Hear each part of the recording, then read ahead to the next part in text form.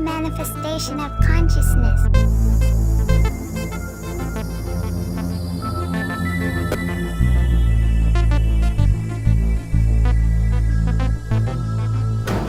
Spraying water drops over the sleep.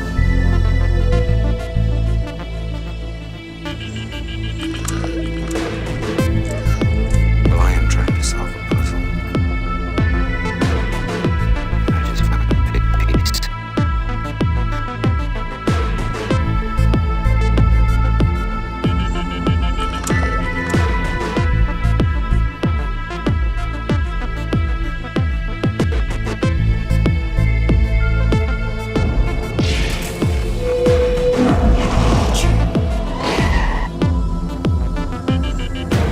Spraying water drops.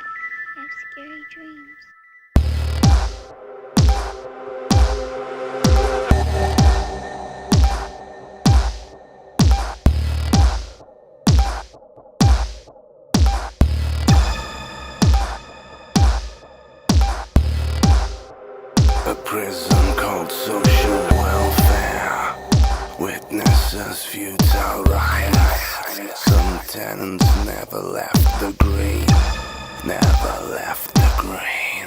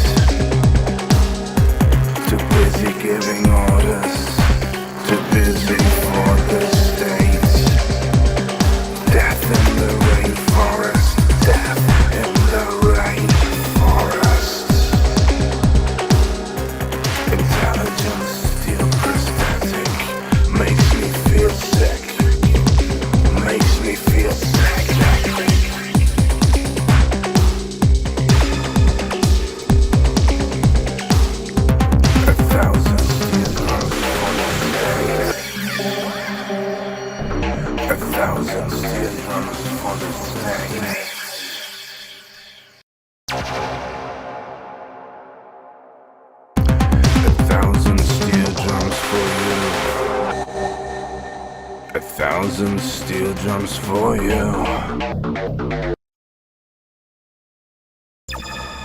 A million steel drums for you.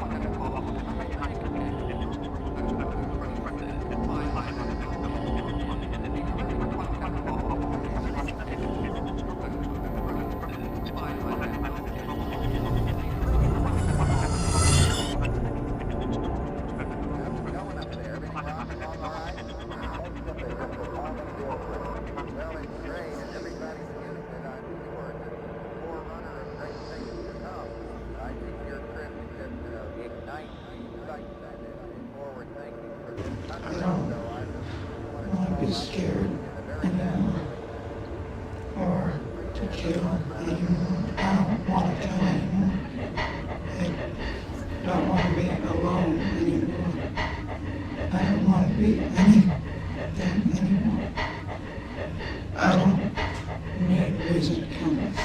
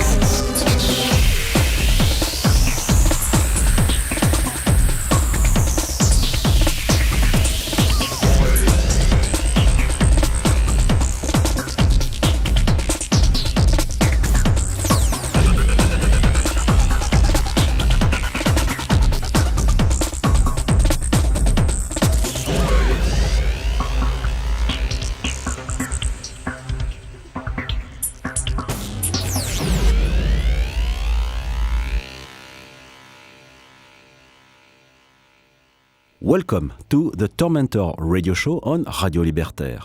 Today, we are very pleased to be joined by Daniel Myer, one of the most prolific and influential figures of the electronic, industrial and EBM scenes of the last 3 decades. We obviously know him for the legendary Haujobb, formed with Dejan Samardzic and Björn Jöneman in 1992, and for the projects such as Architect, but we also know him through more experimental and unexpected projects such as Newt, Sapex, or Dots and Dashes, or Liebknecht, revealing his deep interest in IDM, drum and bass, ambient electronics, and sound design. We also discovered him alongside French musician Clément Pérez in the techno EBM project Rendered. Beyond his own projects, which we'll explore in detail later, Daniel has constantly been involved in collaborations, remixes and live performances across the electronic scene. He has also been part of Covenant as a live member for many years, as well as doing production work, such as on the unexpected latest maxi single by Scott Sturgis from Converter, The 4 Last Things, released in February on Ant-Zen. Daniel, welcome to the show, and how are you doing today? I'm pretty good, thank you so much. Thank you to be with us tonight. We are very happy to have you because we play quite a lot of your track from all of your project, and lately we were quite playing lots of Liebknecht, and of course the last album on which we're gonna come back soon. Before we start the first part of our interview with Daniel, let's take a quick look back at the 4 Haujobb tracks we heard at the beginning of the show. We opened with Manifestation and Homes and Gardens 2009 version, both taken from Homes and Gardens 2.0, the remastered reissue released in 2009 by Dependent and Artifact Records. Originally published in 1993 on Offbeat, Homes and Gardens remains one of the defining releases of the electro-industrial, showing Haujobb's playful programming and cinematic atmospheres. Then came Solid State Logic from Freeze Frame Reality, released in 1995 on Offbeat. With this second album, Daniel and Dejan moved toward a colder, more precise and cybernetic sound, mixing EBM structures with ambient and early IDM influences. And finally, we heard Antimatter from Solutions for Small Planets, released in 1996, also on the German label Offbeat. Often considered Haujobb's breakthrough album, it pushed their sound into what became one of the landmark electro-industrial records of the 90s. So we're gonna start right now directly onto the beginning of Haujobb. You start into 1992 with this project with 2 other members, as we introduced it. Benjamin said it, explained it to us lately. You start in 92 in Bielefeld. What did push you to start your own project at the time? I think it was mostly the love of that sound, of that kind of music. We worked on other things before as separate, mostly, but in 1991 I started to work with Dejan already on some music, which was more or less already kind of industrial. And then we met Björn soon after, and Dejan had a workstation, a synth. I had a couple of drum machines, and then Björn had a sampler, and that actually was the starting point that we decided with all these instruments together to start our own band, basically. Before that, it was just for fun, just for like tweaking around like on our instruments. But the initial starting point for Haujobb was the meeting with Björn in early 1992. We started this thing, and already shortly after summer, we had our first tape together, and we played our first show soon after, I think, in maybe October or something like that. It started with the demo tape Drift Thrillers, which contain already 10 tracks that most will be quite famous later on. Yes. I remember seeing, I think, it was on a Project Pitchfork video, you bringing to Offbeat members your first demo tape. It's still fixed on film somewhere. How did that goes? Because it seems to went quite fast from that moment, which is end 92, and right away you start with releasing on Offbeat the album and the maxi. How did that goes with the label? How did you manage to do that? That was really quick. I think we played. We gave the tape to like a couple of friends. I think it was not an official tape that was out there these days. It was just like maybe 10, 15 copies that we gave away to friends. And one of our friends was at a festival and played it in his car stereo. And one of the promoters from a club called Zwischenfall from Bochum in West Germany, he heard this and invited us to play as a support for X Marks the Pet Walk and we did that. And after the show, Stefan Herwig from Offbeat came to us telling us that they're going to start a label. They are thinking about signing Project Pitchfork and they wanted to work with us. They were really interested in signing us. And then the label boss, Charlie Renne, came to Bielefeld and he had already a contract with him and we signed. And just maybe a month or two later, they released a compilation on SPV. That was their distribution company back then. And on this compilation was one of the, I think it was not the version from Homes and Gardens that appeared on the album. It was a pre-version of Homes and Gardens of that song. And yeah, that was the first release was in late 1992. And shortly after, maybe 3 or 4 months later, we released Homes and Gardens, the album. It was almost instantly successful because I remember that many people were speaking of that project at the time, how you came out with something quite new, because even if the first album explain and shows your influence, you also manage already on the first album to bring some of your typical Haujobb sound. What were you listening all three at the time? What was your music background? Yeah, I think we all more or less listened to the same stuff. Björn was a little more like a scene guy, I would say. He already had lots of knowledge about the scene because he collected records for a while. I moved to West Germany from East Germany in 1988. So I just started basically like a couple of years before to listen to this kind of music. Before that, I only knew what was popular on the radio. Of course, I knew Depeche Mode and New Order, but I had no deeper knowledge of scene music. And when I met Dejan, we actually met in school. We basically found our love we basically loved the same music. We loved kind of like darker, harsher metal stuff like Sepultura or Metallica. Or we also loved stuff like The Mission, and but we also loved New Order, Depeche Mode, stuff like that. And then I think shortly after we met Björn, the Too Dark Park was released by Skinny Puppy, and that was more or less the initial album that defined our sound for the first album of Haujobb. It was stuff like Leather Strip. It was also stuff like SPK.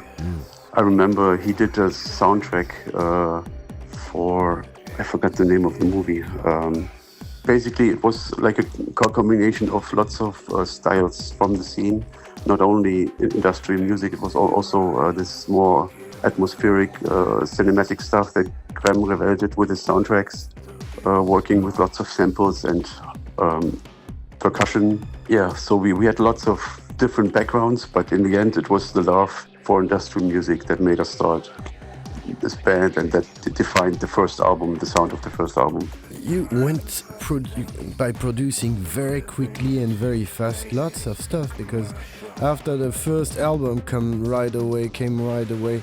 The first maxi was Eyes Over You, which is also quite groundbreaking, because it's all those tracks were played quite a lot. There is also on this one a reconstructed version by Club d'Iveillé of Eyes Over You, which brings naturally lots of attention, I suppose, at that time. I remember hearing Eyes Over You played quite a lot at the period by all those fans that wanted to discover new stuff. I must say you came also with all the scene that Offbeat managed to bring with it, which was very influential, like a rebirth of all that stage, signing tons of stuff and licensing.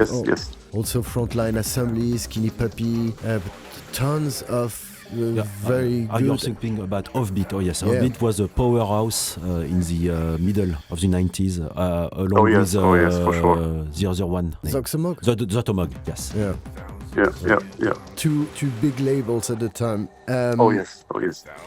And really, you were producing one new release every year. So you have Almond Garden 93, 94 you have Eyes Over You, 95 you have those two release, Freeze Frame Reality and Frame, which is also a big new opening, because you're starting to voluntarily bring more influences and opened also the spectrum of Haujobb into lots of different orientation. You had a more techno-y influence, you have this drum and bass coming slightly already.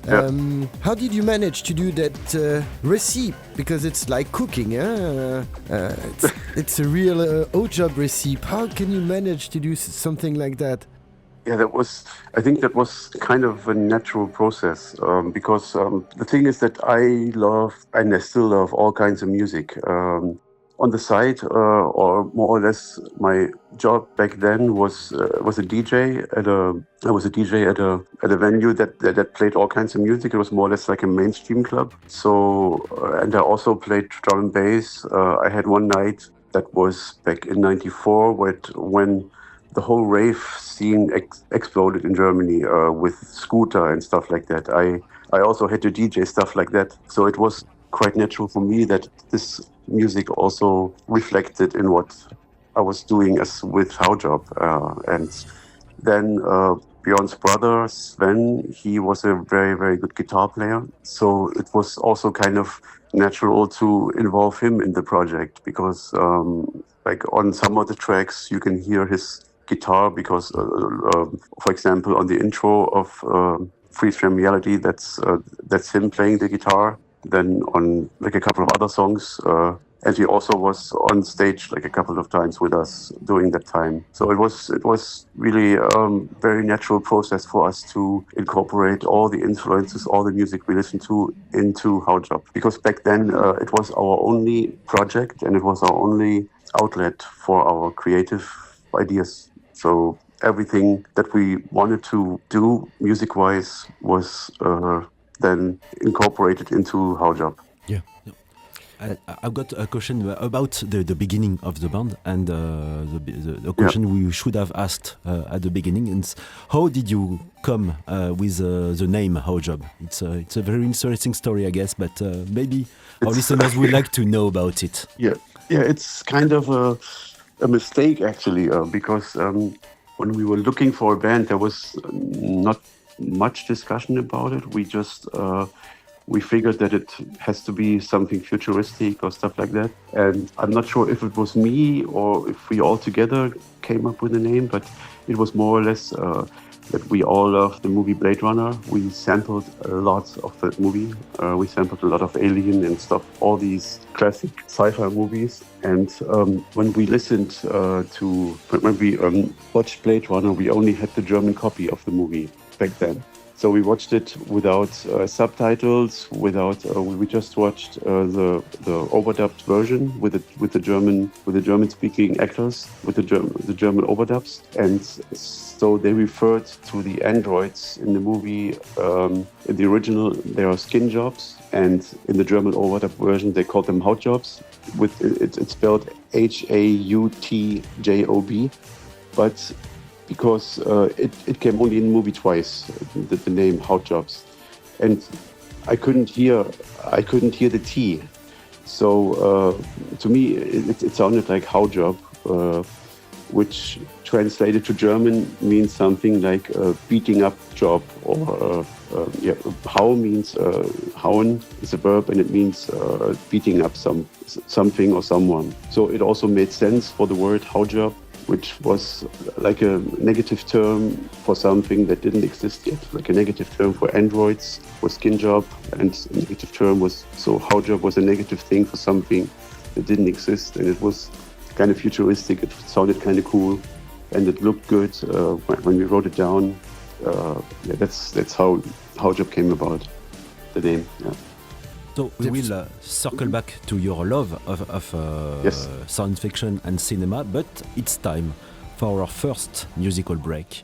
And we'll stay in the mid-90s, when Haujobb were becoming one of the most distinctive names in electronic and industrial music. We will begin with Oral Staircase remix of Mother from Vumskut, taken from the Remix Wars Strike 1 released in 1996.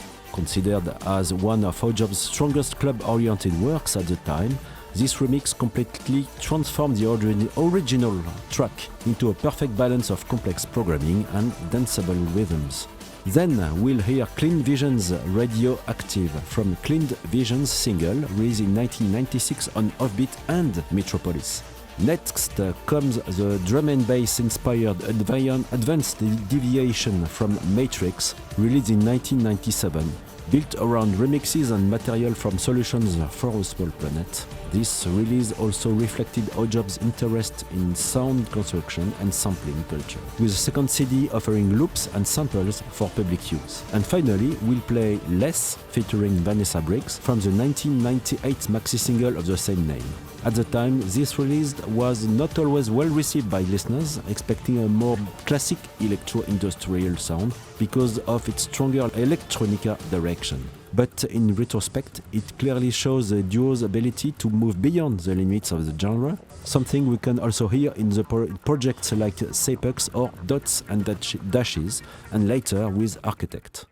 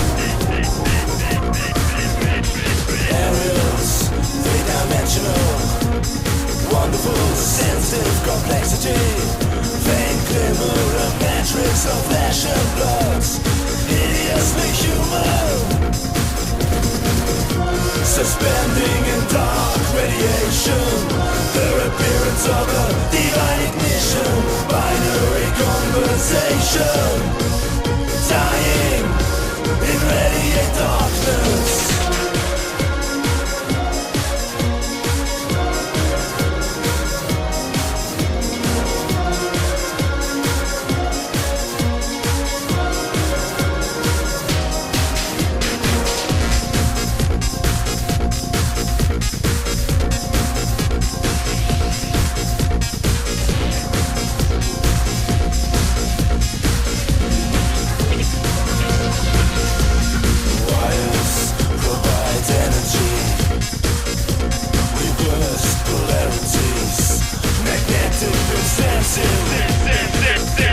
Plasmatic streets leading to power and circuitry.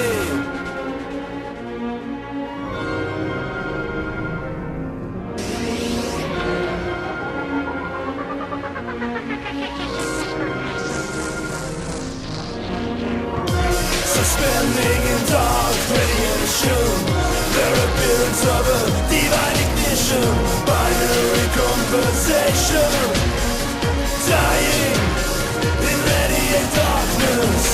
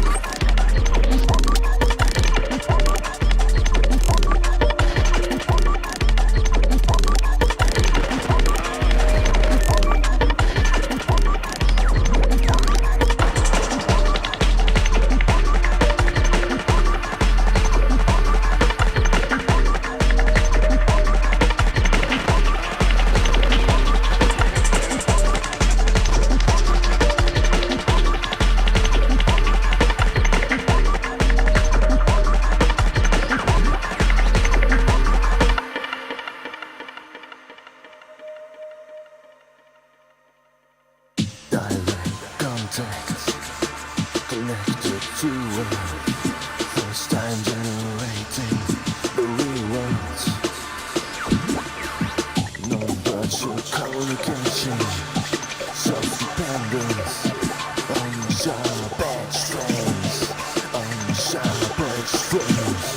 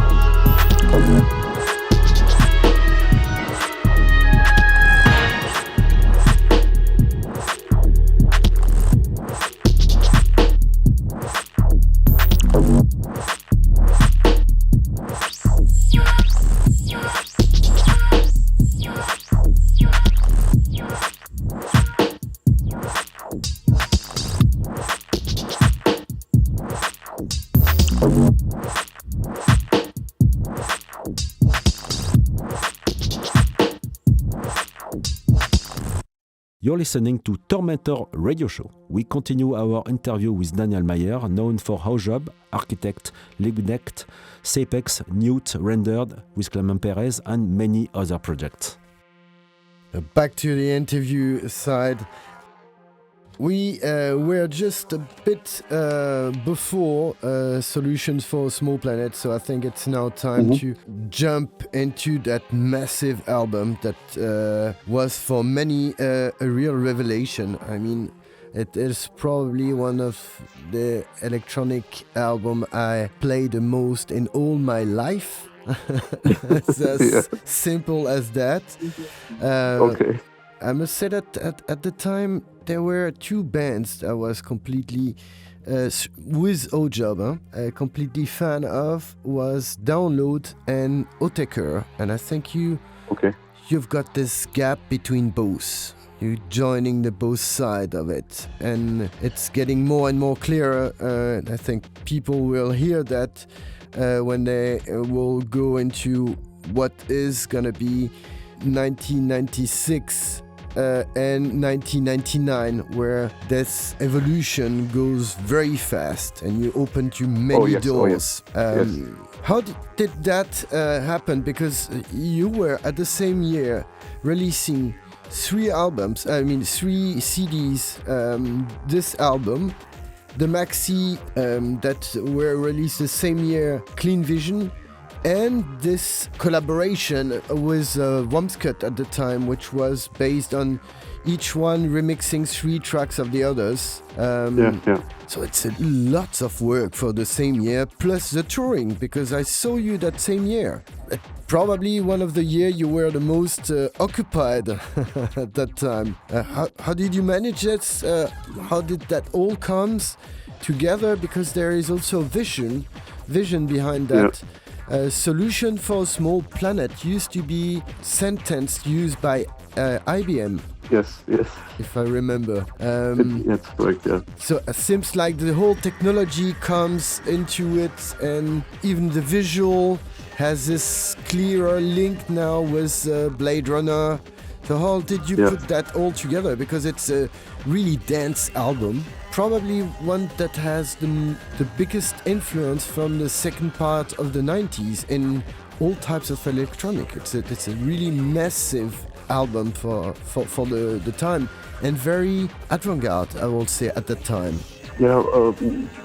Maybe not so much avant-garde for us, because for us it was a natural progress from the album before. And I think 1996 was also the year when I fully committed to making music. Before that, I had different kinds of jobs, and 1996 was the year when it was clear for me that music is the thing that I wanted to do for the rest of my life, only this. And so I concentrated my full attention to this.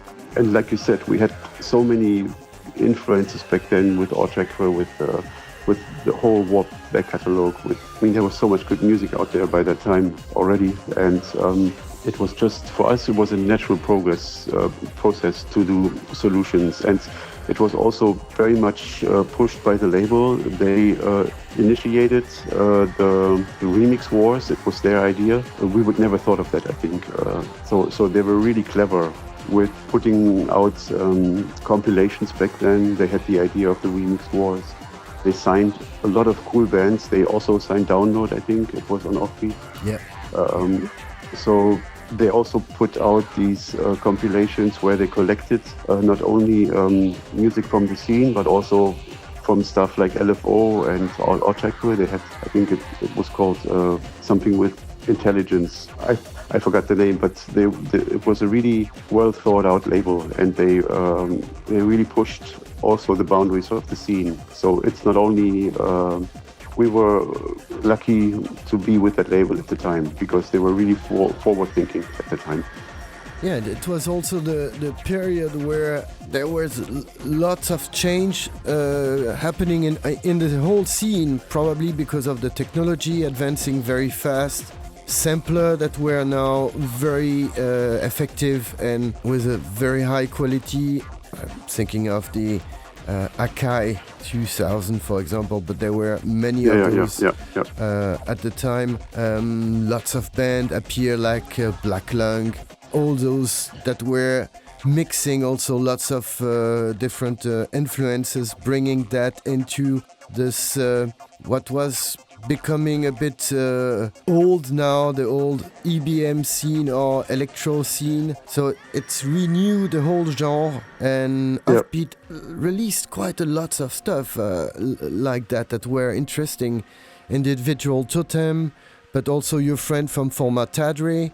They all opened those new doors, which for us on our side seems to start almost with you and Download, plus minus in this area. And I remember an old interview that I wrote from you where people were quite surprised to discover what you were listening at the time, and how you also were bringing some very minimalist stuff, like you were speaking of Photech and Source Direct at the time. This very minimalist drum and bass stuff. Yes.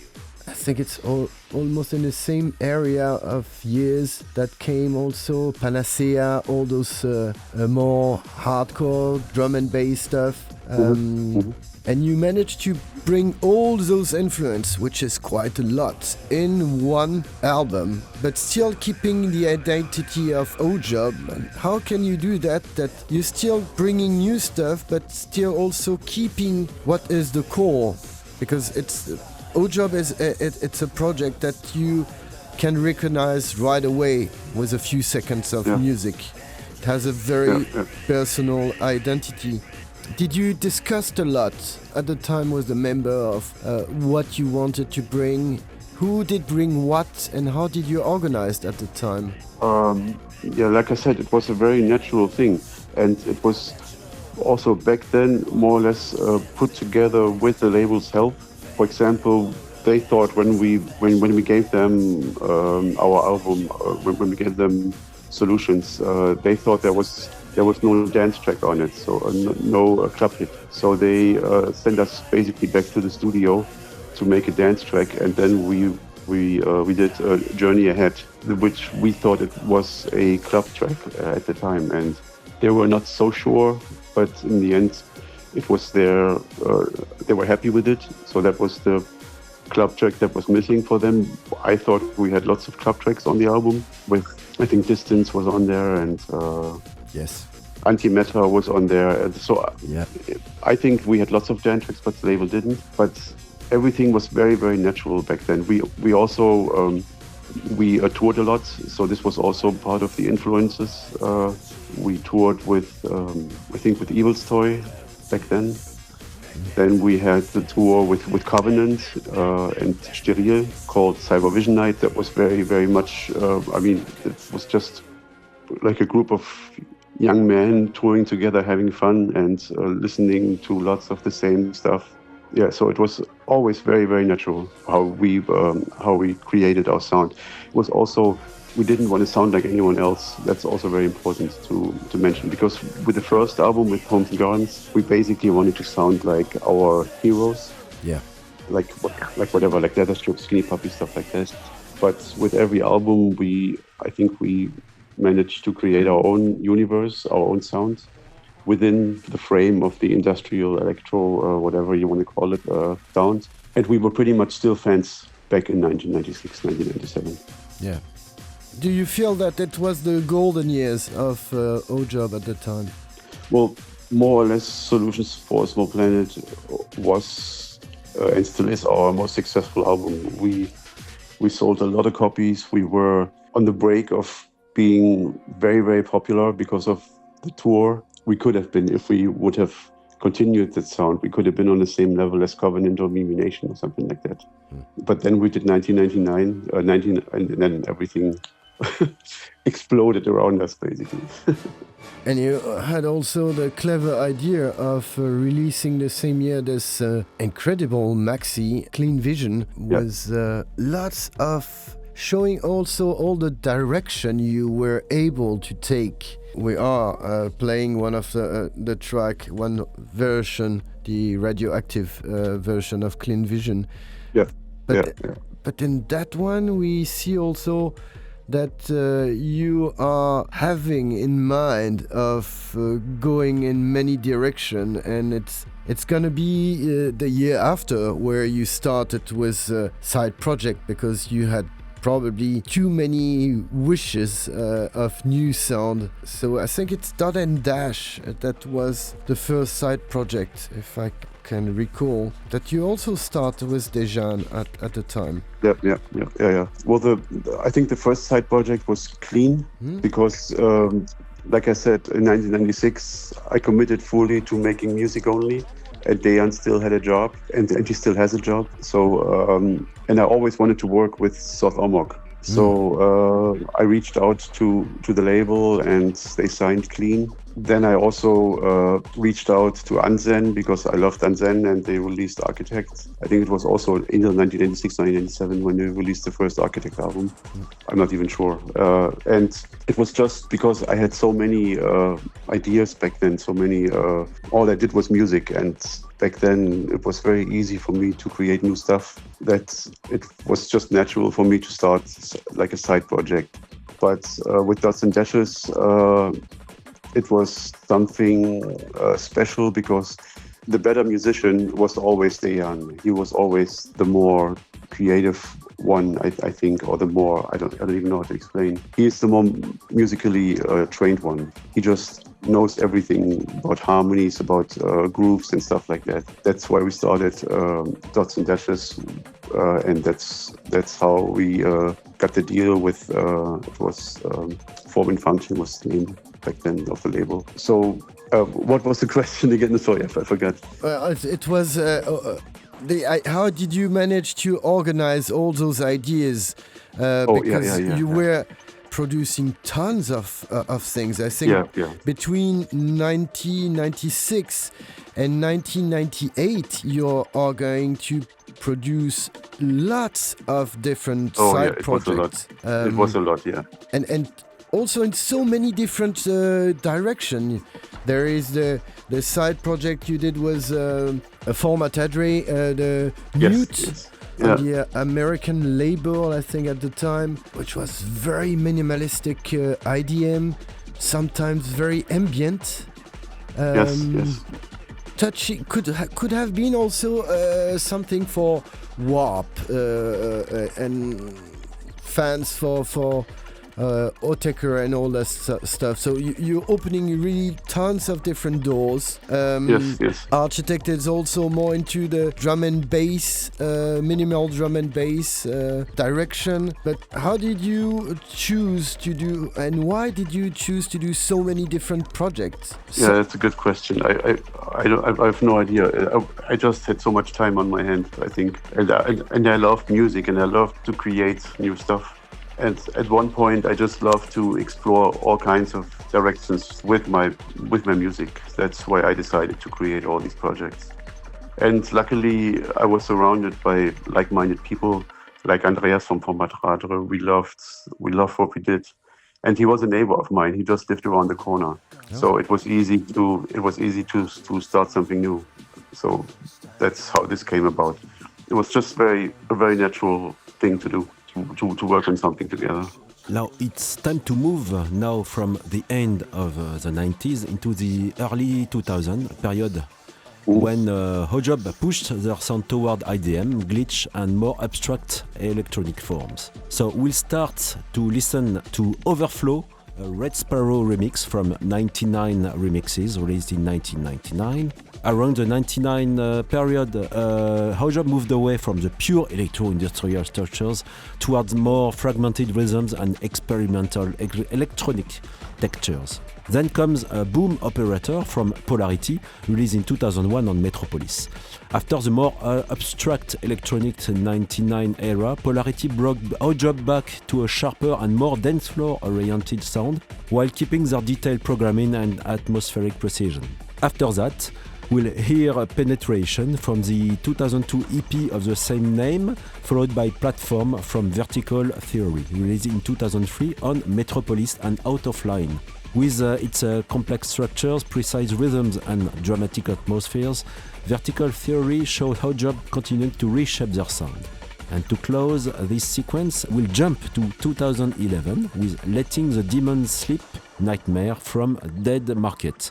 After several years, Haujobb returned with a darker, modernized sound, still precise but heavier and more direct, along with the meticulous production that had always defined the duo.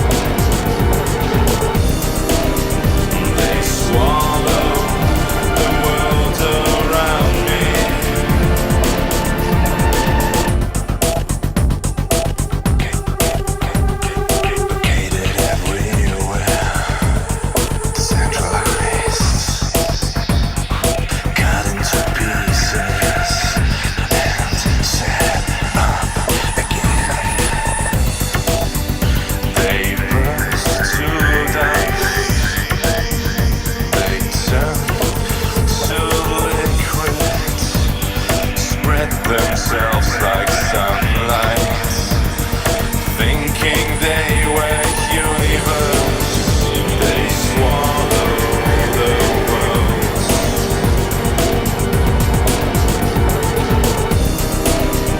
They swallow the world around me.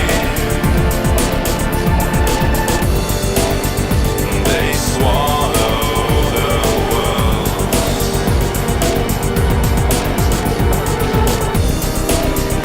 They swallow the world around me. They swallow the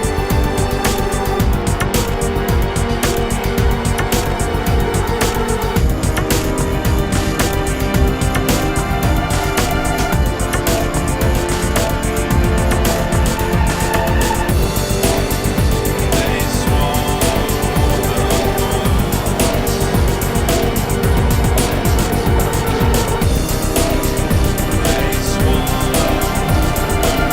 the world around me.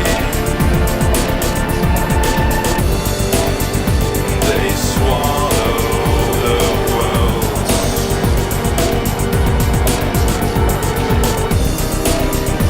They swallow the world around me. They swallow the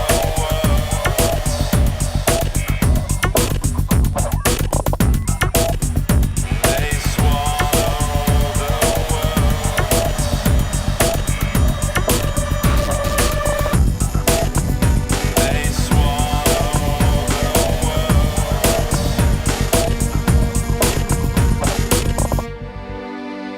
They swallow the world.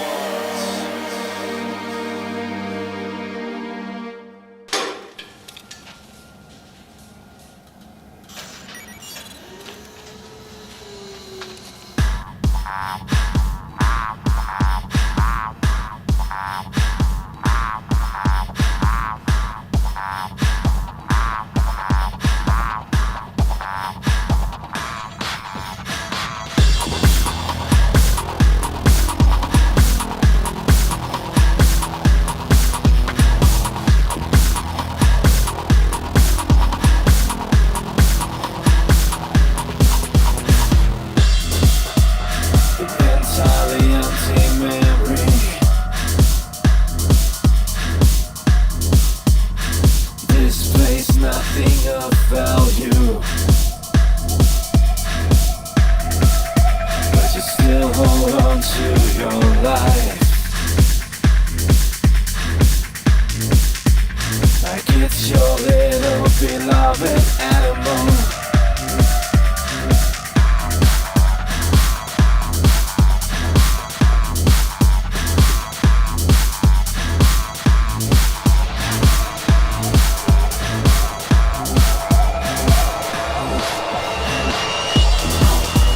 The second-hand being that you call life.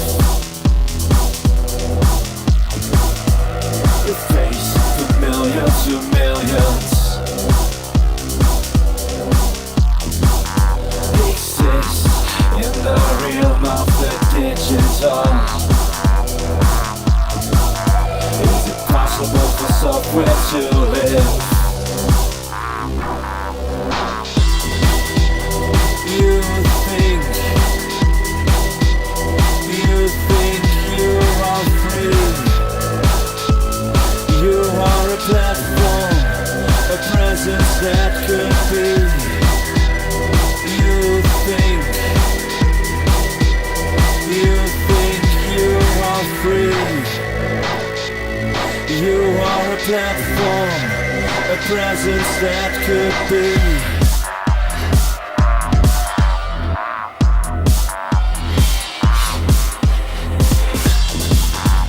Something else is shifting.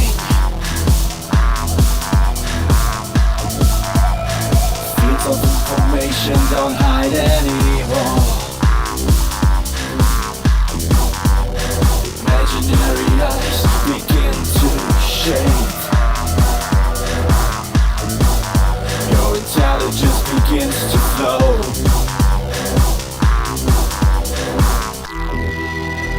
You think you are free.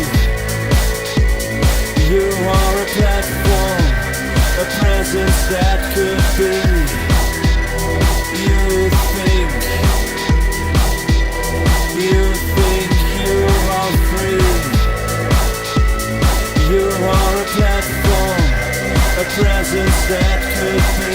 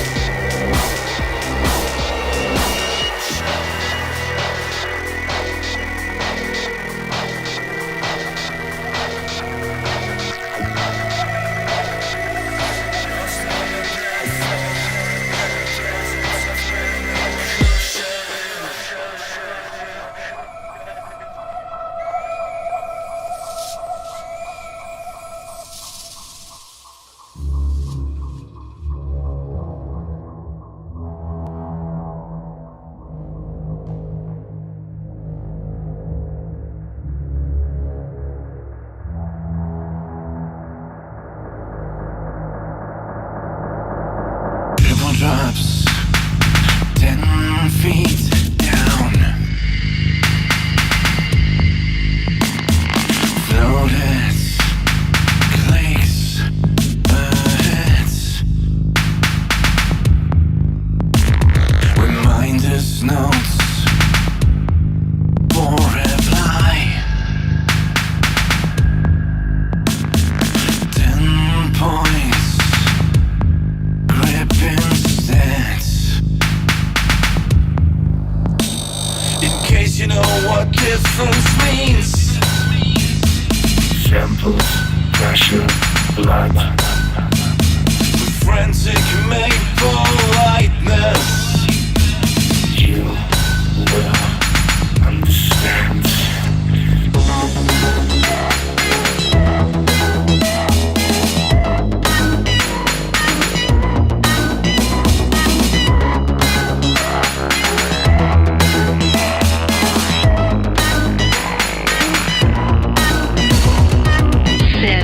Sold out stains. Samples, pressure,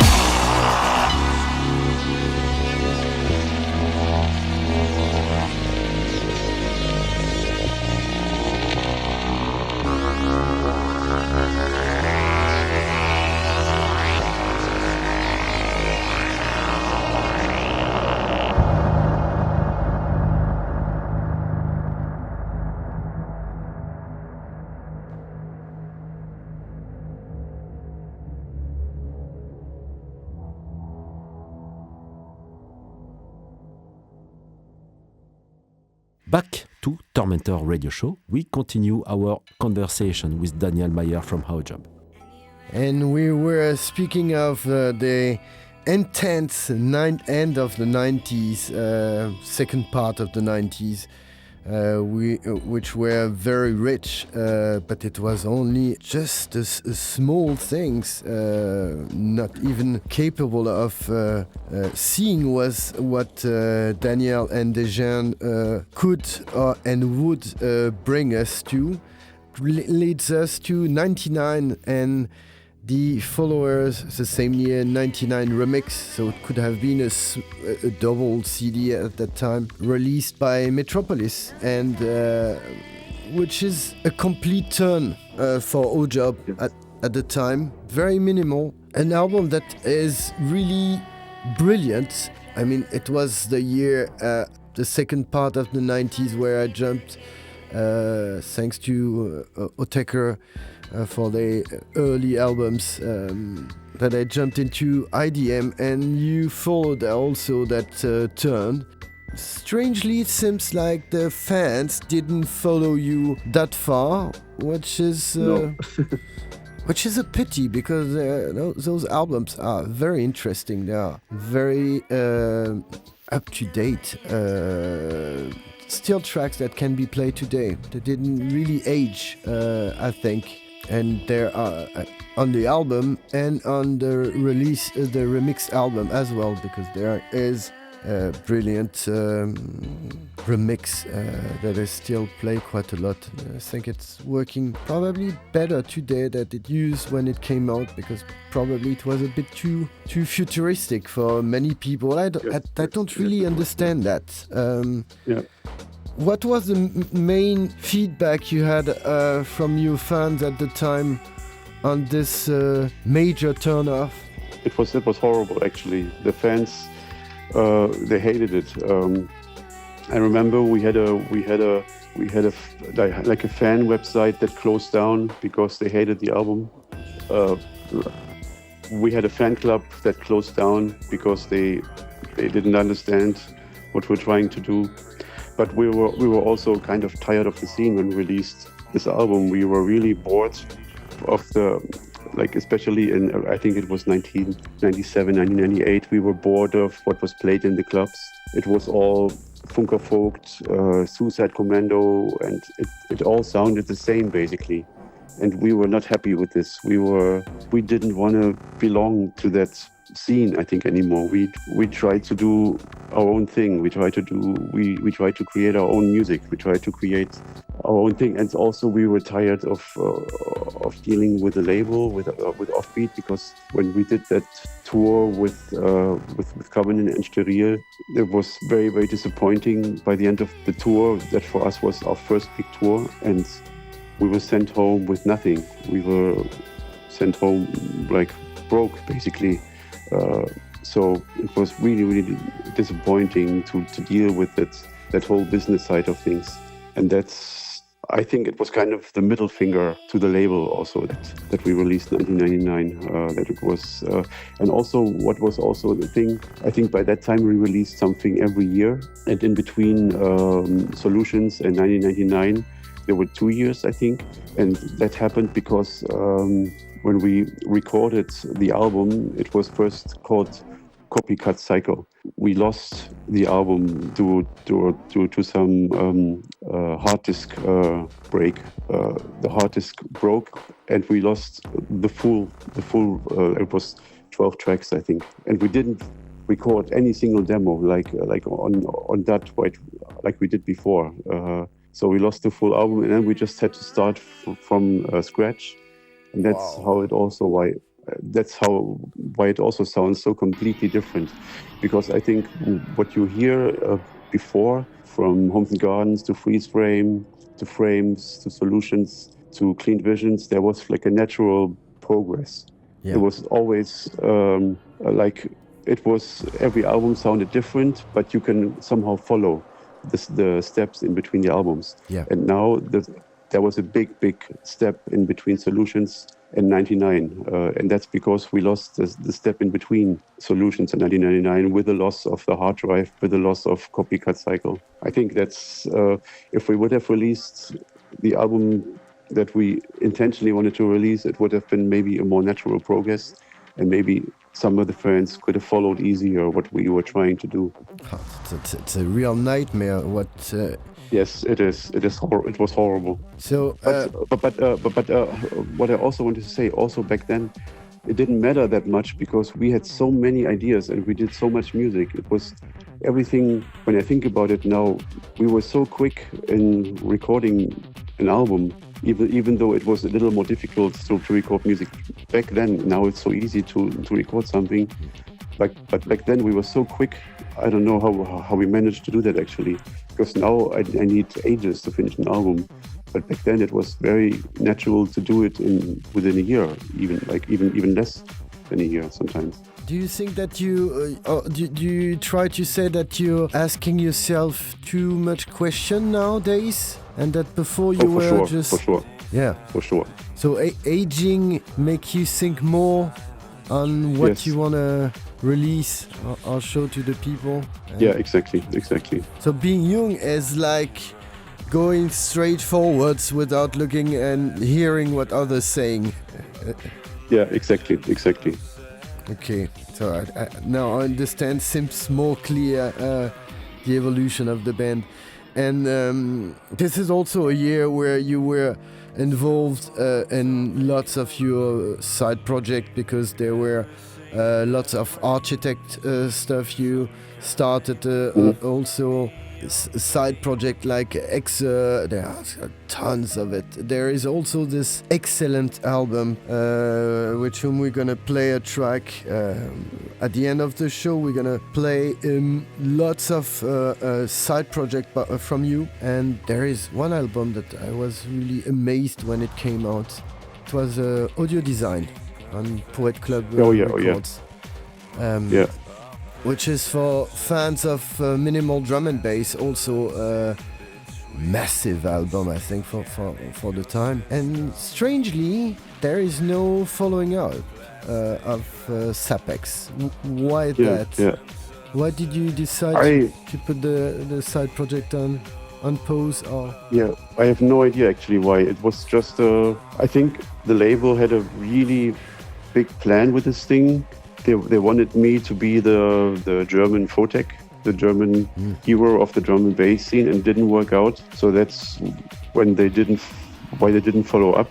And I had high hopes with that album. It was my idea of how drum and bass would sound like without being drum and bass. I wanted to sound like if Kraftwerk would have made drum and bass. That was my idea. It's an amazing album, and even the design, everything fits to the period. Yeah. Yes. Sadly, not as much known as it should be, but you've been releasing it back then. I think it was even remasterized on your Bandcamp page for those who want to discover or rediscover that album. So it's a very interesting side project, but there are lots of projects you start to work with. I think is it at the time you started to tour with Covenant, or was it a bit later? Covenant started in 2006. 2006, so it's a bit before. And you the passage between 99 and 99 Remix pushes you to go a bit backward for the fan. Yes. By releasing Polarity album on Metropolis in 2001. Which is probably the album that brought you fan back home. Can we say that this way? Yeah, maybe not all of the fans, but some of the fans returned to us, I guess. Yeah, that's what you can say. Yeah. Because on this album, you start to use what you already tried in others' album, but you have small extracts, small tracks between each track, which is like interlude between Yes, tracks, which yeah. is very interesting, very cinematic. Also, not everyone likes it. A lot of people hate actually the interludes on that album for some reason. I don't know. I don't know why. Maybe they should read more science fiction movies to get that.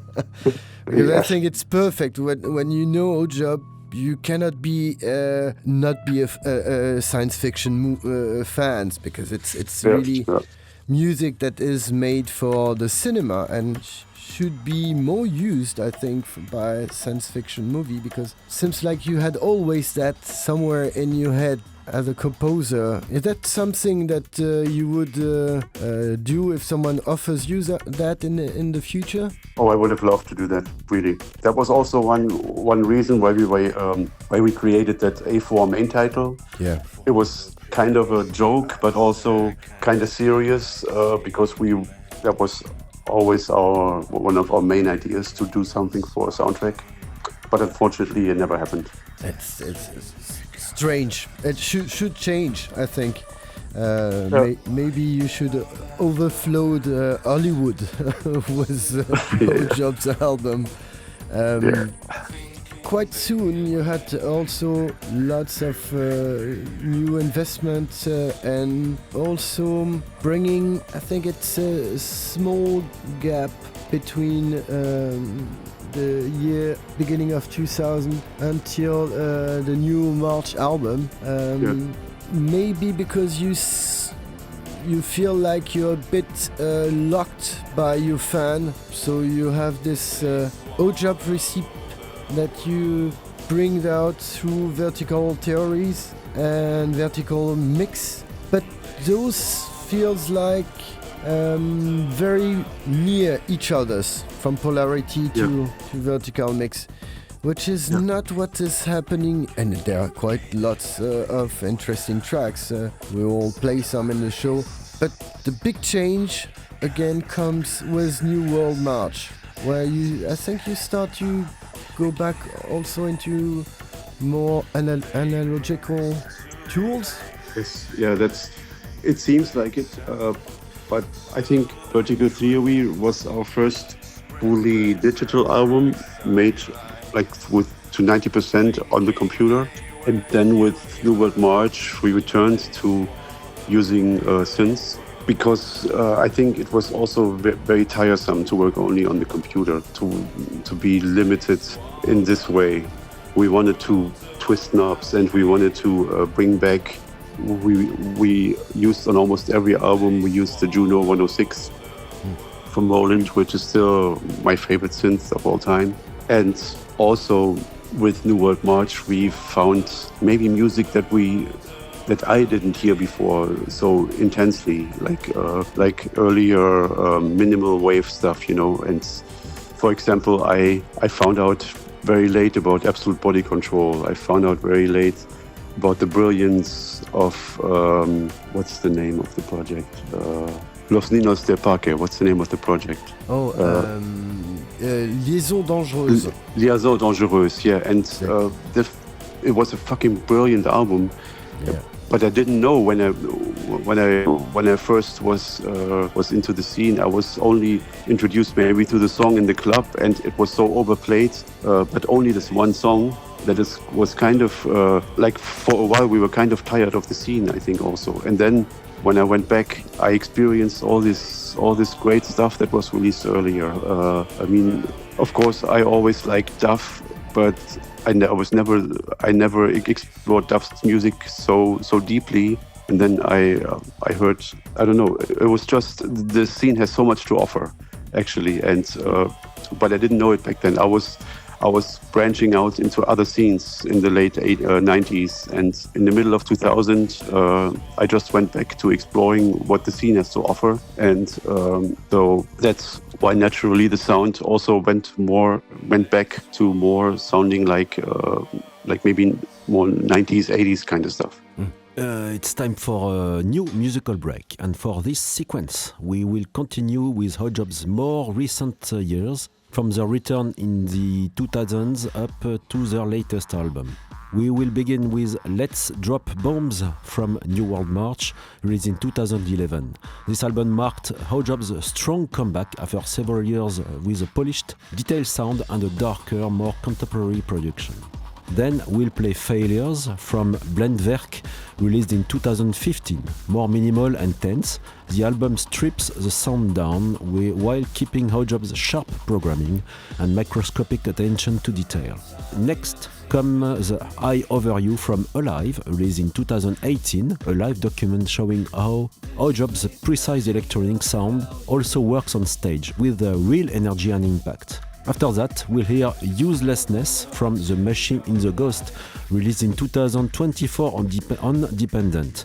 It proves that Haujobb are still active and inventive, working in the intersection of industrial, minimal, electronics and IDM. And finally, we'll close this part with Danzig by Liebknecht, sorry for the pronunciation, one of Daniel Myer's projects, taken from the Product EP released on his Bandcamp page in 2017. This is the longer version of the track. With Liebknecht, Daniel Myer works with Rinaldo Byte, combining direct beats, dark textures and a strong old-school electro feeling.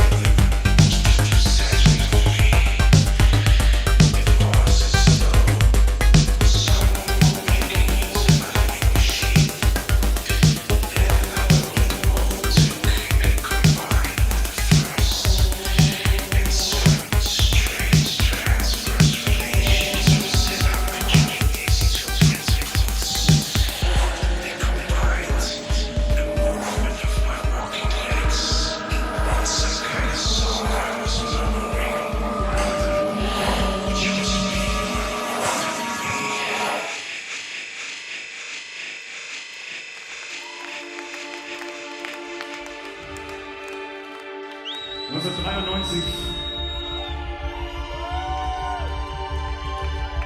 Wir sind so scheiße alt.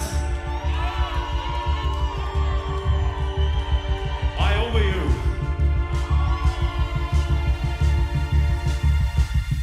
We must challenge the changes now engulfing our world toward America's enduring objectives of peace and prosperity, of democracy and human dignity.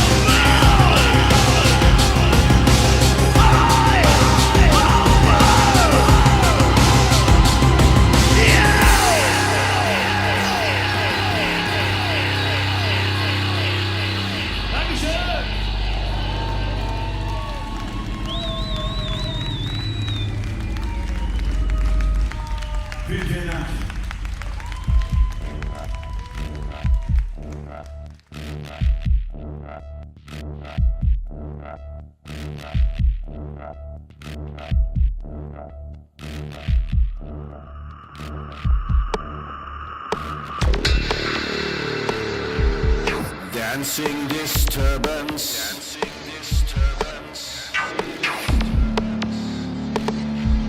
Yelling at silence.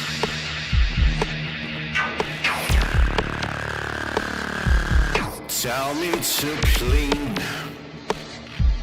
Tell me to clean the television screen.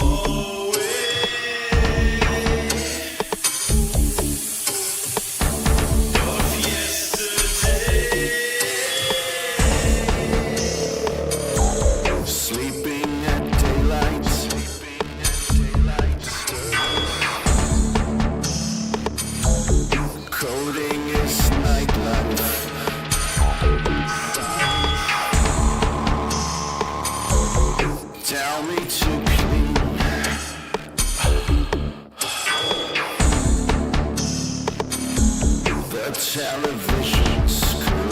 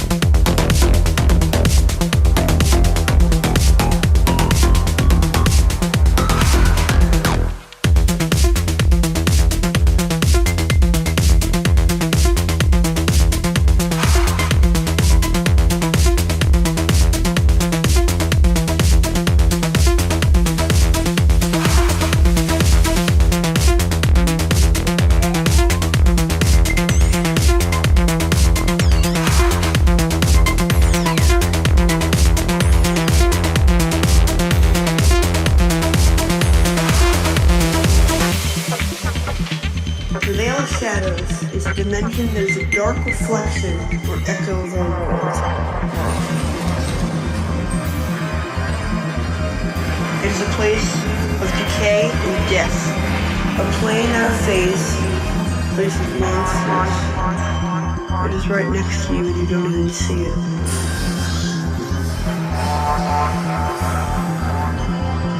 Alternate dimension.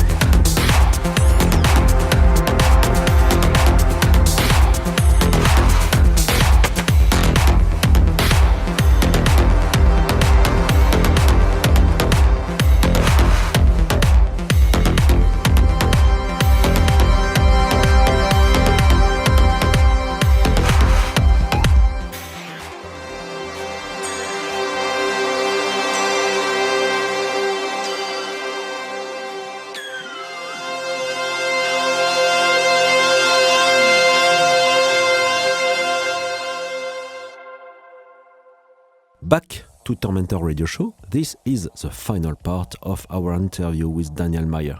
So I'm gonna help you, Benjamin. It's Liebknecht. Yeah, okay. I'll exercise my mouth for the next time. And while I've got some question, because we just broadcasted a live version of I Over You, and that leads to the question: how did you make your sound, your Haujobb sound on scene live? Yeah, it's back then we were three guys on stage. It was with Manu from Zabek. Mm-hmm.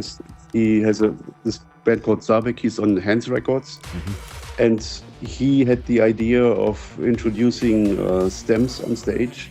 So which means we separate all the stuff we have in the studio. We separate by drums, bass lines, sequences, and melodies. And this way we can either mute stuff or add stuff very easily. And Manu played a snare drum and cymbals live, and also electronics. He had we all had the Novation Bass Station 2, the synth that we all love.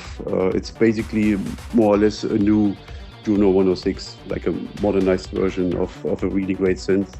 It's a really compact and great synth for live use because it's so portable and it just sounds amazing. And Dejan played also cymbals, and he had the 707 on stage, and which is the drum machine, and he also has the bass station, and he also triggered with the bass station. He triggered a Korg synth for the strings. So we usually try to play a lot of stuff live, but of course we cannot play everything live.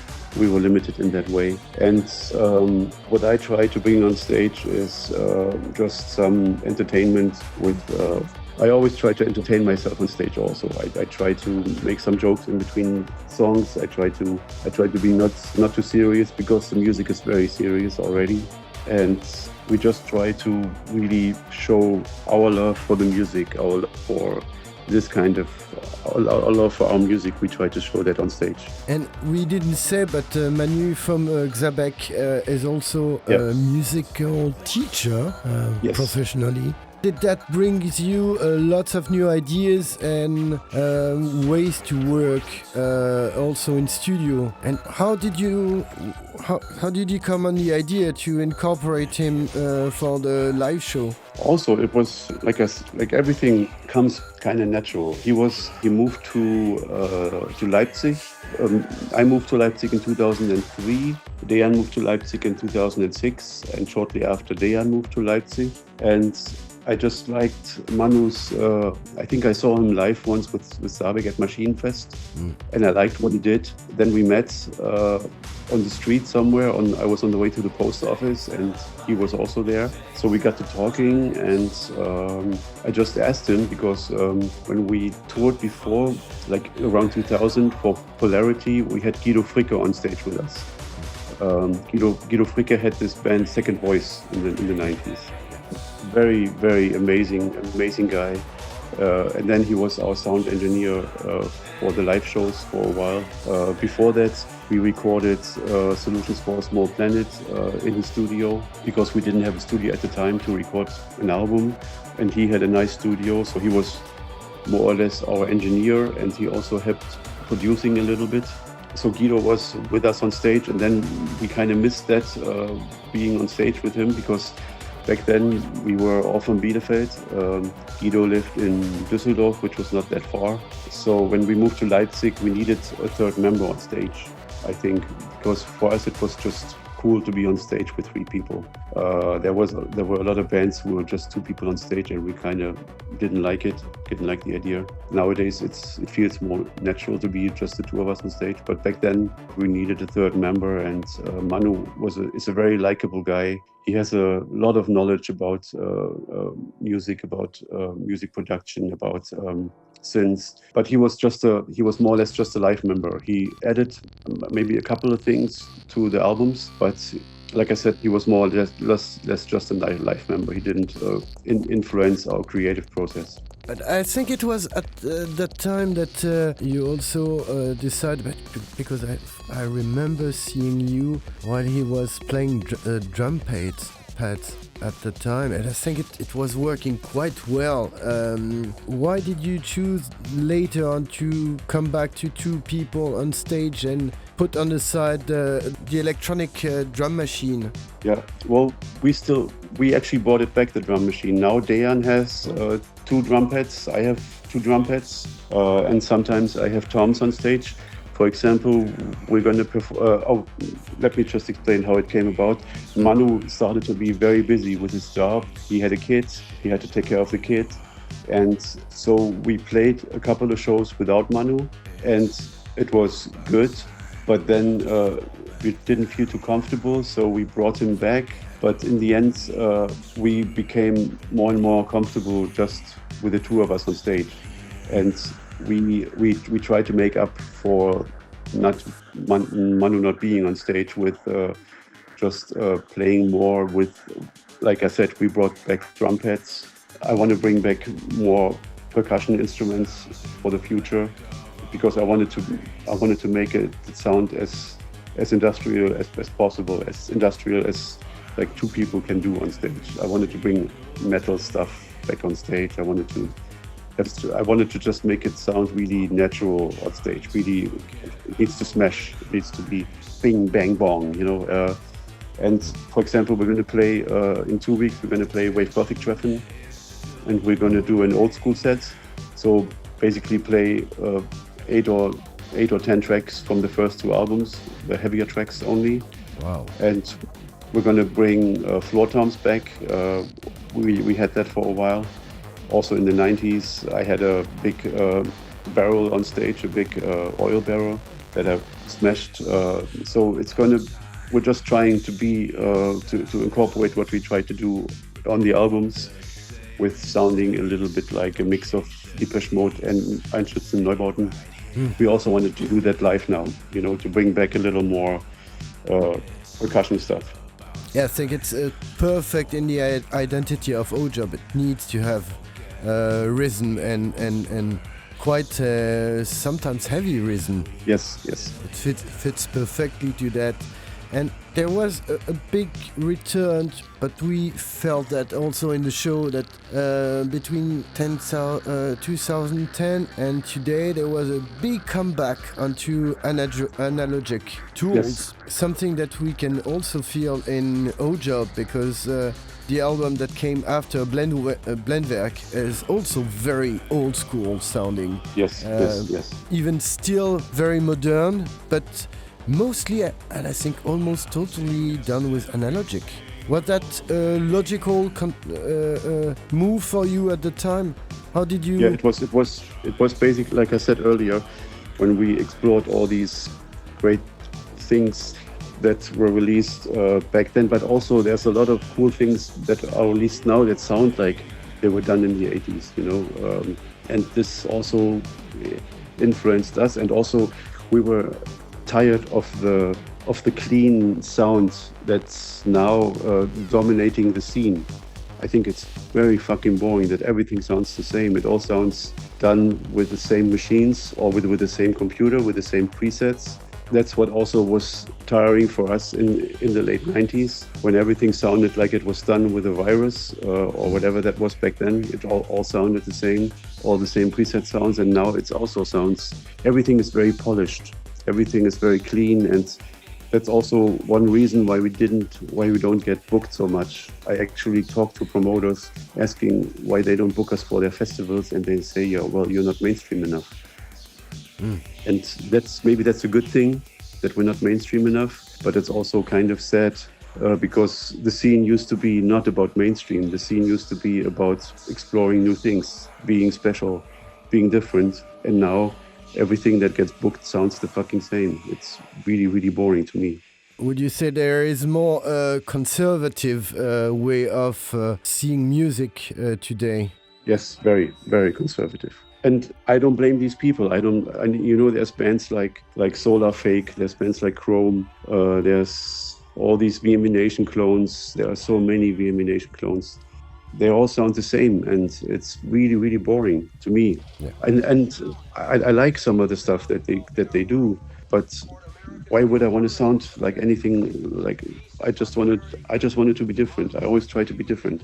Yeah, and that's exactly what's had happened with your last album to date, which was to me like a real earthquake, because and now we understand why you choose to push boundaries and bring so many influences by a new turnover, because between Blendwerk and The Machine in the Ghost there is almost no link at all, except the Haujobb and identity that is still there.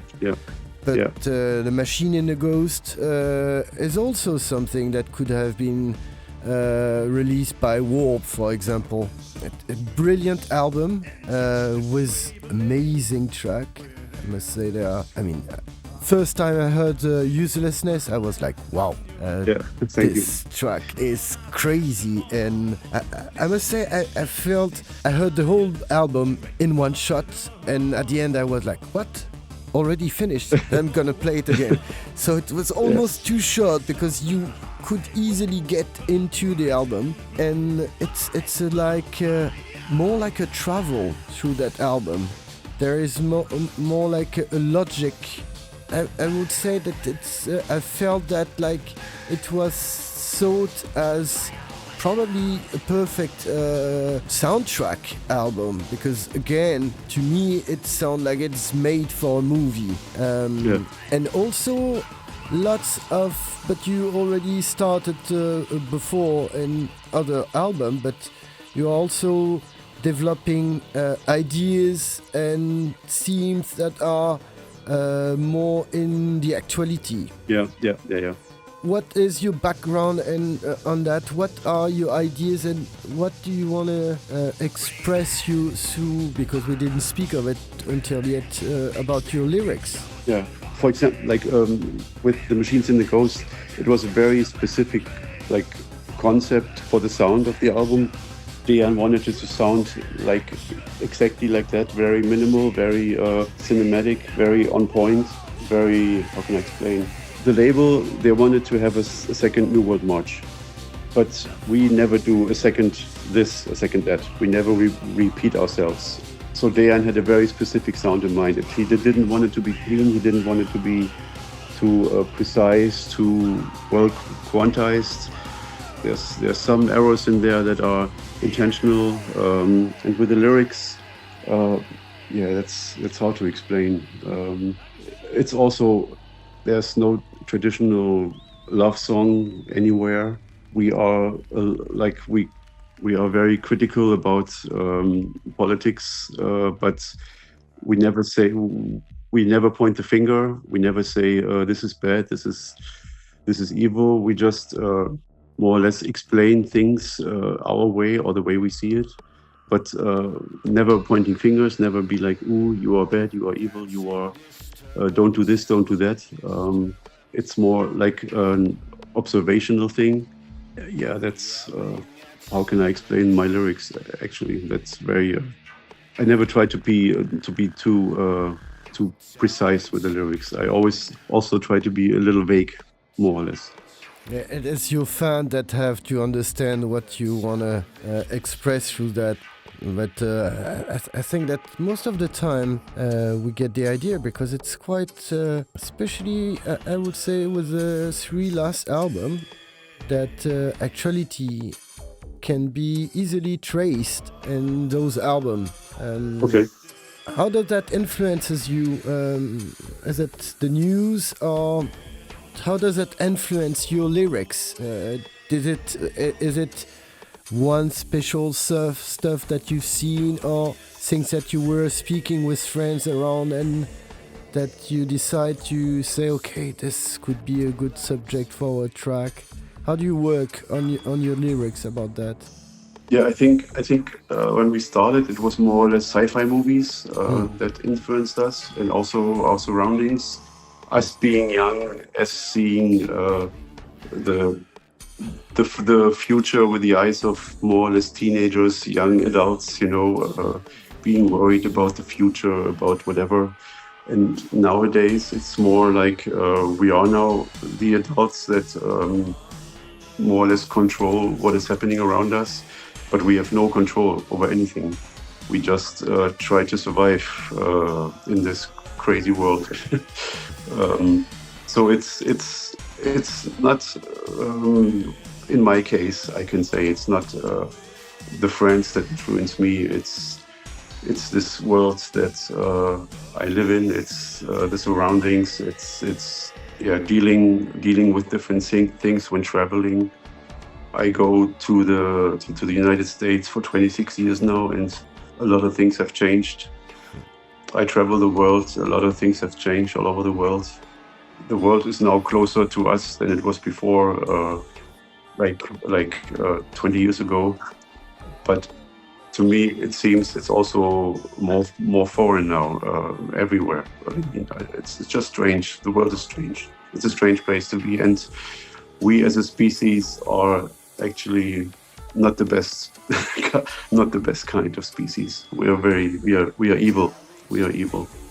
Do you think we behave like children on Earth? Yes, we do. Yeah. Yeah, we behave like asshole children, actually. Yeah. Lots of problem with the environment. Yes. And the return nowadays of war is also big problematic for many people on the planet. And let's not speak about petrol prices. Oh yeah. Does that return to very near war? Because we almost forgotten those past side of our history, but now with having a war near our door, does that influence your music? No, I don't think it influences the music. It influences my thinking and my state of mind, but not my music. I think my music is not influenced by no, I wouldn't say it influences my music. Maybe it does unconsciously. That's why some things are a little harsher than before. But industrial is supposed to be harsh, So it's. I think industrial music was always kind of a mirror to the world. It was always try to be edgy, try to be not mainstream, just try to be different. Yeah. Regarding remix, because since Matrix, we could trace that even until Eyes Over You, you always had a love for remix, doing yourself lots of remix, but also asking to many other bands to remix your track, which has been the case for the last album, as we can find excellent track by Absolute Body Control, Ant-Zen, Sidewinder, Torofon as well, Qual. How do you choose that? Is that the things you're listening at the moment that you say, oh, I like that, I should ask him, or how do you work on? Yeah, it's usually like it started with the label picking the remixers. Like back then, Adi Newton, because we loved Clock DVA, but we didn't know Adi Newton, and the label knew that we liked him, so they reached out to him. Same with Kevin Key, they reached out to him to do a remix. And later on, we met and we became friends. And nowadays, it's mostly friends that I reach out to, or bands that I like or adore. Like Torofon, I'm a big fan of Torofon. I'm a big fan of Qual. I love William, he's a good friend of mine. I love Eric from Absolute Body Control, and it's a great band. It's one of the best. They're one of the best musicians out there if it comes to the scene music, like Absolute Body Control, Dive, Sonar, what he does with Monolith. It's fucking incredible. So I try to work with friends mostly. And it's true that Absolute Body Control, Eric lives, I think, in Berlin. Is it? So it's no, I think he moved back to Belgium now. Oh, he's back. Yeah. He's back. So your link with friends make it easier for you also, probably also because they know your sound, and so maybe they can adapt more precisely to your sound. Do you see it that way, or? Yeah, no. I actually wanted them to create their own style. Like I asked Nomenklatur they're from France also, and I asked them, and they I think they remixed that market, and it was really cool what they did. No, I usually try of course with some acts you try to get also attention by other people. When I asked Qual, for example, he has a different following than Haujobb. He has a younger audience. So I asked him for a remix because I thought it would help us to break into other markets also. I mean, it's hard nowadays because somehow we are stuck in the scene, but the scene has very, very new facets with the whole post-punk movement. Yeah. So that's why we also, that's why I asked bands like Actors, Agent Sidegrinder to do remixes to maybe we can also cross over into that kind of scene, you know. Yeah, and with the album were two maxi released in 2024 in the headlight with 3 tracks. On one of that one was Crawl remix at the time. And another one, Mace, I don't know which one was released first, which contained the Absolute Body Control remix that we spoke of. Yeah. Also amazing remix. Yes. That has been done by Eric alone. Yeah, exactly, yeah. So now, what is gonna be the next step of Haujobb? Do you have an idea where you want to bring us for the next album? Could you tell us? We already started to work on the new album. We wanted to be the waiting time not as long as the last album, so we figured to record one song every month. And so far, we didn't succeed. I'm a little behind. I had some health issues, so we are like 1 month behind. But the idea is to finish at least our new demos by the end of the year and release a new album in spring next year. And then also it's going to be 30 years of Solutions for Small Planets next year. So we want to do a special edition for that. I found some unreleased like demo versions, like instrumentals of Solutions. So we're going to maybe do a new vinyl version of that and maybe release a special edition of that album. So we are still doing a lot. We are trying to get more bookings, but like I said, it's not easy. We are not mainstream enough. We play maybe 3-4 shows a year, but we would love to do a tour, but it's impossible with our sound. It's really hard to find like promoters that risk booking us actually, because we're not an easy band, I guess. But do you think that maybe the idea, we were speaking of that with Portion Control, I think, when they were preparing themselves for the tour they did in United States with on some dates was Front 242.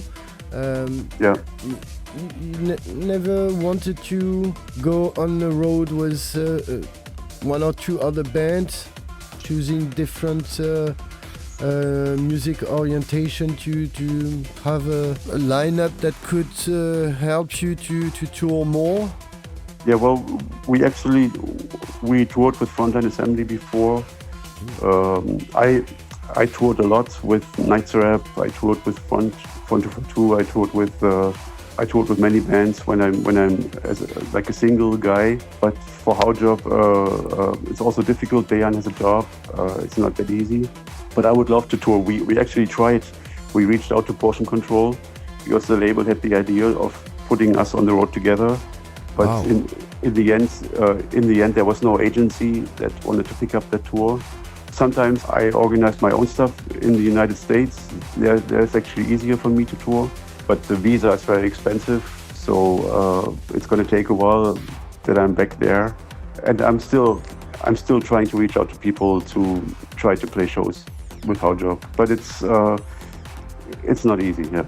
So we hope that many our booking agency and concert organizer are listening tonight, because that'd be great. We miss you in France. I think you've played once in Paris, twice in Cannes, for what I remember. Yes. In Strasbourg as well. And that was one of the best shows ever, Strasbourg. Yeah, I remember that one. It was amazing with the guitar on stage. That was incredible. Yeah. Yes. It was there was Numb, there was Dive playing. It was a crazy show, 2 days long.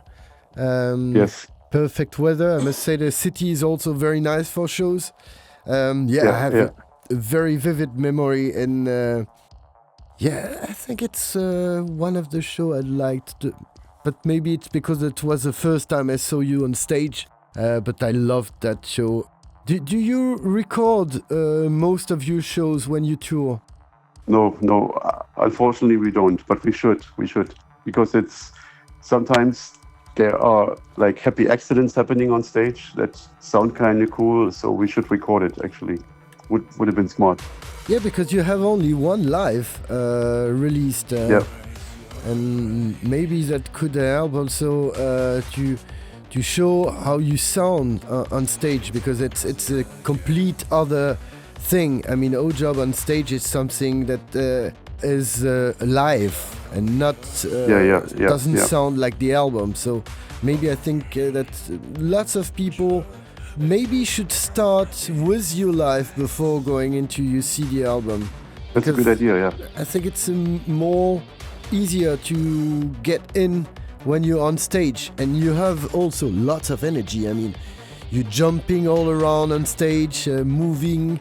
Yeah. I think it's quite amazing. I suppose that you're completely dead after a show like that, but I am. Daniel, I am really sorry, but it is time to close the discussion. Okay.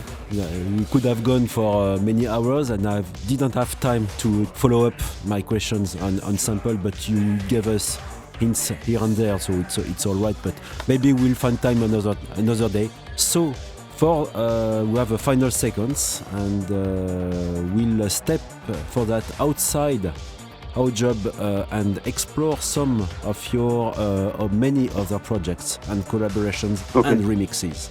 And we'll begin with Newt and the track Abyss from -273 Celsius, released in 1997 on the San Francisco label Quantum Loop.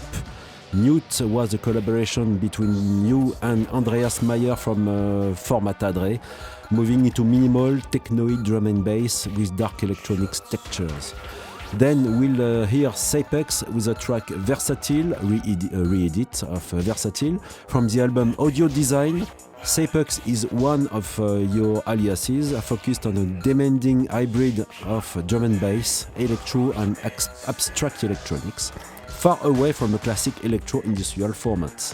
Next comes Melting Point from Dots and Dashes, the drum and bass project from you and Dejan, taken from the 1998 self-titled release, another example of your direct interest in drum and bass, jungle and other rhythmic structures. Then we'll continue with Architect and the title Altitude from the album Mine, released in 2013 on Hyman Records and Artifact. Architect is one of your major solo projects, exploring IDM, electronica, ambient soundscapes and bass music. We will also play Zero remix of Plasticity from Frontline Assembly, released on the original maxi single in 1996. Haujobb reworked the original track into a sharper and more mechanical electro-industrial version, while keeping its iconic bassline intact. And finally, we will close with the project Cleen and the track Believe from Designed Memories, released in 1997 on Zoth-Ommog and Metropolis. Cleen was another of your projects, with writing and production credits shared with Thorsten Meyer, moving in a more synth-pop direction. So it's time to wrap it up, unless Hugo has some questions. Yeah, 2 questions for you. It's about the 4 Last Things maxi single from Converter. Yes. How did you end up working on it, and what exactly was your role for this release? Okay, I ended up doing it. Scott was a good friend of mine. I met him.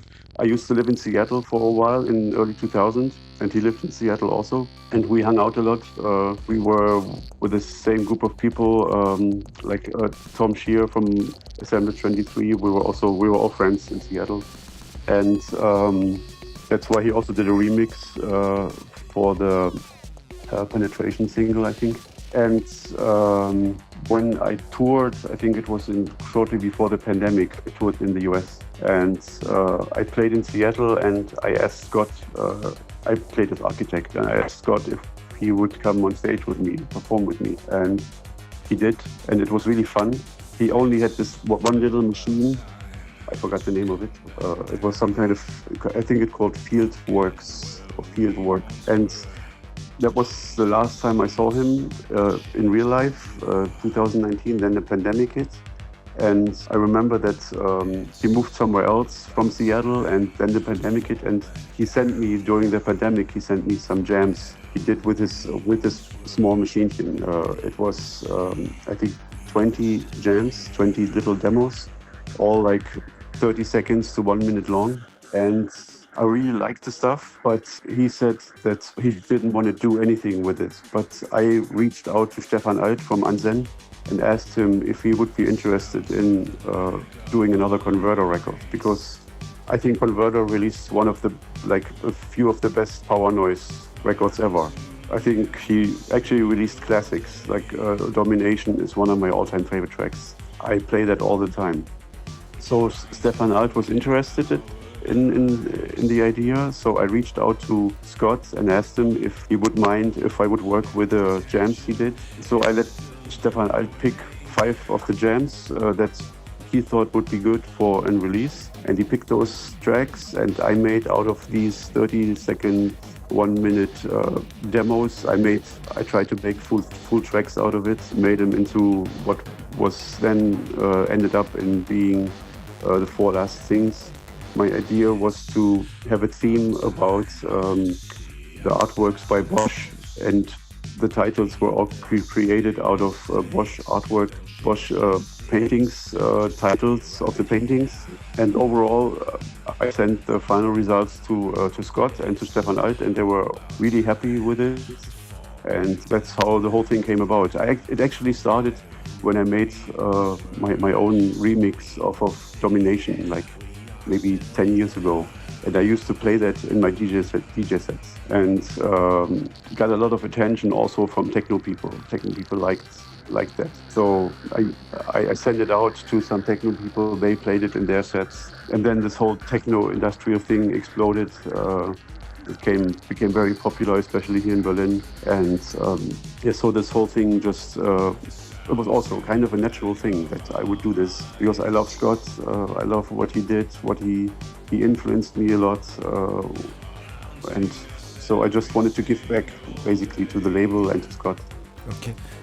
Do you think Scott can go back in writing some new music or something more seriously? I hope so. But yeah. But I don't know. Okay. Thank you. I must say we've broadcast your remix of Converter's track a few months ago in one of the show we were releasing beginning of April, and we had lots of very positive response from the crowd. I think it's a good match, and my question would be why didn't you so to do a side project with him? Because the mixture of your Architect sound and Converter goes perfectly in DJ sets with Ancient Methods, All Fix, all that techno's crowd, and seems like it's also in the demand of people. Lots of people ask me, where is that track? Where can I find it? And I told them there is only one track, one remix by Architect, and that's it. Yeah. And people could not believe it because they want more of that. Yeah. Did you thought of that idea to do a side project with him? No, I think maybe we were. I think we were never really talking about it. It was just it didn't come up yet. I think I don't know. Oh, so I'm bringing the idea on the table. That would be perfect. I mean, that would be cool. Okay, thank you very much for the long time spent with us, and we'd like to see you very soon in France. I hope people will help you for that. Yes. I will push that on my side because I've got some ideas, and it would be the perfect time for Haujobb to come back in Paris. Yes, I would love to. Thank you. You're welcome. Thank you very much again, and I wish you a nice day. Goodbye. Thank you. Talk to you soon. Yeah. Bye. Good night. Bye. Bye.